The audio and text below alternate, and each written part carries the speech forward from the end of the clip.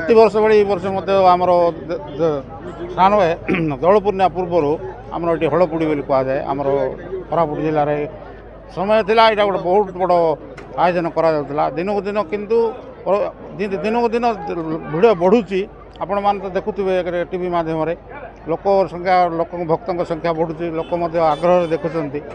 ମୋର କହିବା ବାହୁଲ୍ୟ ଯେ ଆଗାମୀରେ ସମସ୍ତ ଭକ୍ତ ସହଯୋଗ କଲେ ଆଉ ଟିକେ ଭଲ ହୁଅନ୍ତା।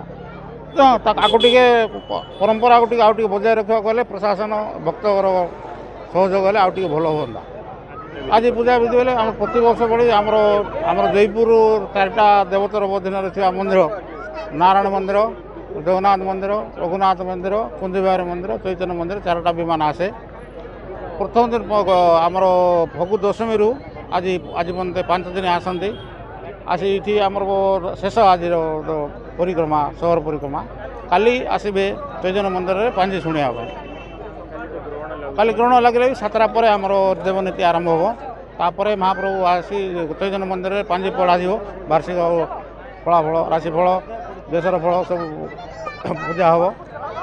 ହଁ ତାର ତ ପରମ୍ପରା ଆଗରୁ ଏକା ଅଛି। ହୋଲି ଯେଉଁଦିନ ହୋଲି ଆମର ହୋଲିକା ଦହନ ହେଉଛି କାହିଁ ପରବର୍ତ୍ତୀ ଆମର ଏଠିର ଯାହା ଲୋକମାନେ ଆମର ଗ୍ରୀଷ୍ମ ଋତୁର ବଢ଼ିଯିବ କାଲିଠୁ।